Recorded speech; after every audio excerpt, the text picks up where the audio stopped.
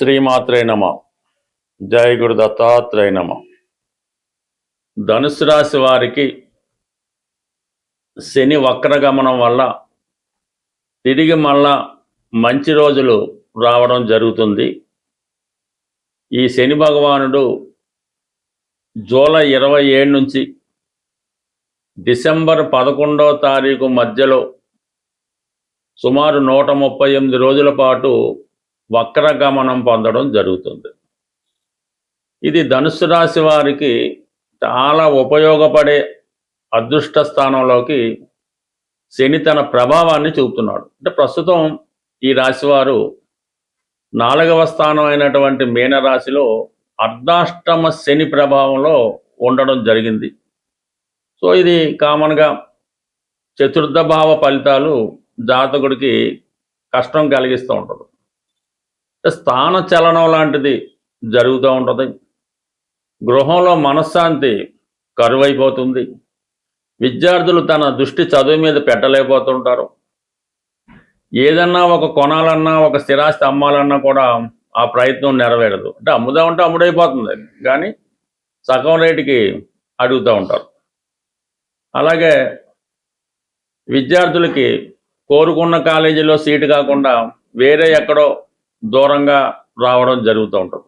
మరి ఈ కారణాలన్నిటి నుంచి కూడా మరి శని వక్రగమనం ప్రారంభించడం వల్ల చతుర్థ భావం మీద తన యొక్క దృష్టి తగ్గించి తృతీయ స్థానం మీద ప్రభావాన్ని చూపుతూ ఉంటాడు. 3వ స్థానం అన్నది సాధారణంగా శనికి అనుకూలమైన స్థానం, కంపల్సరీగా అభివృద్ధి ఇస్తూ ఉంటాడు. కాబట్టి 3వ స్థానంలో శని భగవానుడు ఈ రాబోయే 138 రోజుల్లో రాహుతో కలిసి ప్రయాణం చేయడంతో మీరు మళ్ళా పెద్ద పెద్ద ప్రయత్నాలు తిరిగి ప్రారంభించడం జరుగుతూ ఉంటుంది. అంటే గతంలో మీరు ఏదైనా ఒక స్థిరాస్తి కొనాలనుకున్నారు, లేదో కాలేజీలో సీట్ సంపాదిద్దాం అనుకున్నారు, లేదంటే ఒక వెంచర్ వేద్దాం అనుకున్నారు, అంటే విదేశం వెళ్దాం అనుకున్నారు. ఆ ప్రయత్నం ఏదో కారణం వల్ల ఆగిపోయింది. మరి ప్రస్తుతం గతంలో పోగొట్టుకున్నటువంటి అవకాశాలు తిరిగి ఈ సమయంలో పొందడం జరుగుతూ ఉంటుంది. అదేంటంటే ఏదైనా పెద్ద వారితో కలిసి మీకు సహకరించడంతో ఒక పెద్ద ఆశ్రమం నిర్మించడం కానీ, పెద్ద కాలేజీ భవనం కట్టడం కానీ, ఒక వెంచరో ఒక విల్లాలో ఇటువంటి వాటిని కొనడం కానీ, నిర్మించడం కానీ, మీ ఆర్థిక స్వాధీనంలోకి రావడం కానీ జరిగే అవకాశం ఉంటుంది. అంటే గతంలో చేసే ప్రయత్నాలు ఏవైతే విఫలమయ్యాయో అవి తిరిగి మళ్ళా మీకు అనుకూలంగా రావడం జరుగుతుంది.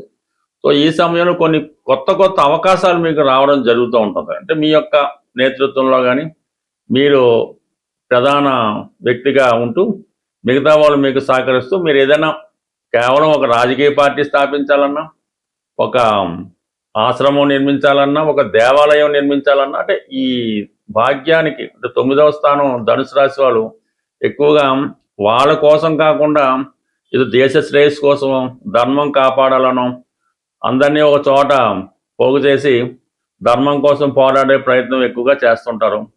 మరి ఈ సమయంలో మీరు ఇటువంటి ఒక ధర్మ పోరాటం లాంటిది సాగిస్తే దానికి చాలా గొప్ప మద్దతు ఈ సమయంలో రావడం జరుగుతుంది. అలాగే మీ నేమ్ అండ్ ఫేమ్ కూడా చాలా వరకు విస్తరించే అవకాశం ఉంటుంది. అంటే ఇక్కడ ప్రధానంగా ఈ 3వ స్థానంలో ఉన్నటువంటి ఈ శని భగవానుడు ఏదన్నా ఆస్పెక్ట్ అన్నది 5వ స్థానం మీద కూడా ప్రభావం చూపడం వల్ల ఉద్యోగం మారాలనే మీ ఆలోచన, అంటే ఉద్యోగం మారడం కన్నా కంప్లీట్ ప్రొఫెషన్ మారే అవకాశం ఉంటుంది. అది ఎలా ఉంటుందంటే ప్రస్తుతం మీరు ఉపాధ్యాయ వృత్తిలోనే ఏదో ఉద్యోగం చేస్తున్నారు, అది విడిచిపెట్టి మీరే స్వతంత్రంగా ఒక కాలేజీ పెట్టడం, లేదంటే ఏదైనా ఒక ఆశ్రమం స్థాపించడం, ఏదో ఒక దేవాలయం నిర్మించడం, అంటే స్వతంత్ర వృత్తిలోకి మారడం జరుగుతూ ఉంటుంది. అలాగే స్వతంత్ర వృత్తిలో ఉన్నవాళ్ళు ఏదన్నా ఒక సంస్థకి డైరెక్టర్గాను, ఒక పెద్ద ఆశ్రమాన్ని టేకప్ చేయడం, కొన్ని అదనపు బాధ్యతలు ఈ సమయంలో రావడం జరుగుతుంది. అది పెద్దవారి విషయంలో అనుకుందాం. కొన్ని చిన్నవారికి కూడా ఉద్యోగపరమైనటువంటి చేంజెస్, ఫైనాన్స్ నుంచి బ్యాంకింగ్లోకి, బ్యాంకింగ్ నుంచి ఎడ్యుకేషన్లోకి, ఈ విధంగా మీరు ఈ డిపార్ట్మెంట్ మారి కొత్త ఉద్యోగ ప్రయత్నాలు చేయడం, అలాగే మిమ్మల్ని మీరు సంపూర్ణంగా మార్చుకోవడం జరుగుతుంటుంది. అంటే మీ యొక్క హోదా స్టేటస్ మారుతూ ఉంటుంది. గతంలో ఒక నిక్నేమ్తో ఏదో ఒక టీచర్ గానో ఒక లాయర్ గానో పిలుస్తుంటారు. ఇప్పుడు రాబోయే రోజుల్లో మిమ్మల్ని ఒక గురువు గానో ఒక అయ్యవారనో లేదంటే ఒక పాస్టర్ అనో ఈ విధంగా మీ యొక్క స్టేటస్ కూడా మారే అవకాశం ఉంది. బట్ ఏదైనా మీ జీవితాశయంలో మీరు ఏదైతే చేద్దాం అనుకుంటున్నారో ఈ రాబోయే ఈ 138 రోజుల్లో కొన్ని కొత్త మార్పులు అటు వృత్తిపరంగాను వ్యక్తిగతంగాను ఆలోచనలోనూ కూడా వచ్చే అవకాశం ఉంది. బట్ ఏదైనా ఈ ఒక గట్టి ప్రయత్నం ఒక సరైనటువంటి నిర్ణయం తీసుకొని మాత్రమే ప్రారంభించాలి. ఈ ధనుసు రాశి వారు ఏదో ముందు హడావుడిగా ప్రారంభించడం ఈ మధ్యలో ఆగిపోవడం అలా జరుగుతుంటుంది. అలా కాకుండా మీరు ముందుగానే అన్ని వనరులు చూసుకొని మనం ఎంతవరకు చేయగలం నిర్ణయించుకొని ఆ ప్రయత్నం ప్రారంభిస్తే ఈ సమయంలో మీ ప్రయత్నం అన్నది తప్పకుండా నెరవేరే అవకాశం ఉంది. బట్ ఏదైనా మీ యొక్క ప్రొఫెషన్ అన్నది మారబోతుంది. అది మీకు అనుకూలంగా మారడం జరుగుతుంది. శని భగవానుడు అంటే శని ఏ రూపంలో అయితేనే అర్ధాష్టమ శని, అష్టమ శని, ఏలినాటి శని ఈ విధంగా తన యొక్క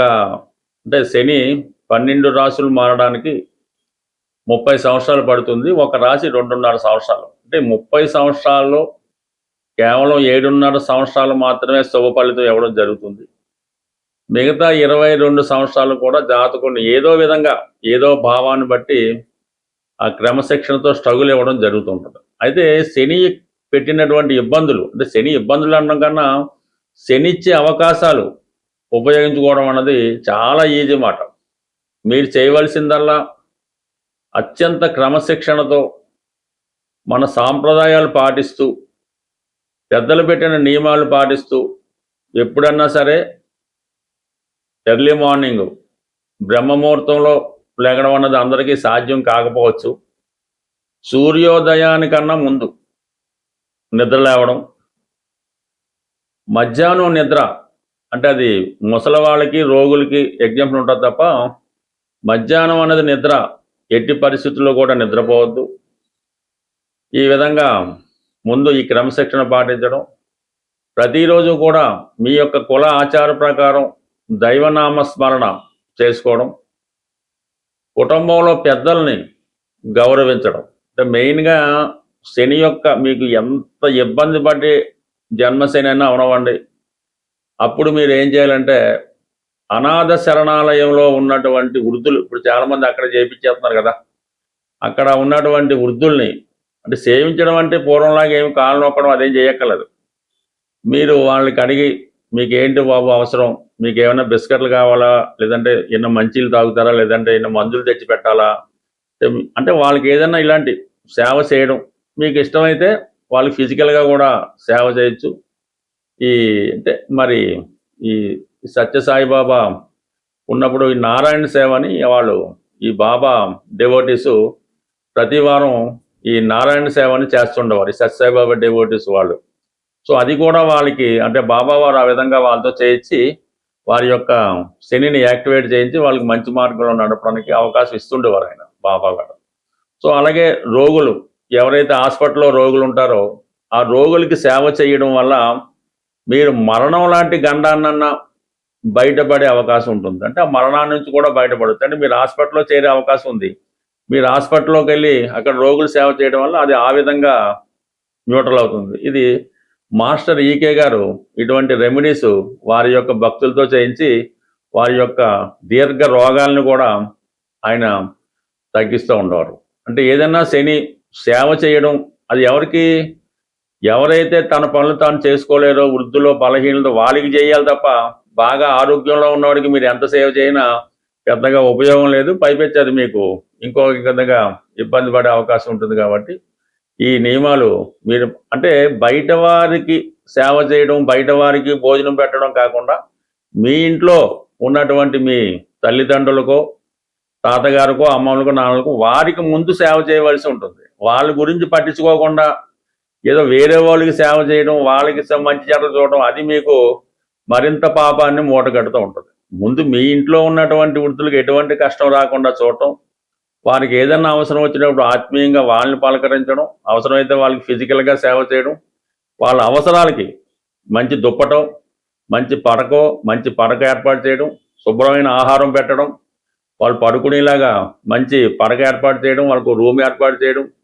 ఇవన్నీ చేయడం వల్ల మీకు 100% అంటే ఈ శని భగవానుడు కేవలం తన ప్రభావాన్ని మీ మీద కాకుండా కుటుంబం మొత్తం మీద ప్రభావం చూపుతుంటాడు. అంటే మీరు చేసేది తల్లిదండ్రులకు పెద్దవాళ్ళకు సేవ చేస్తే రేపు మీ సంతానం మీకు సేవ చేయడం జరుగుతుంటుంది. ఇది ఏదైనా శని కర్మకారకుడు.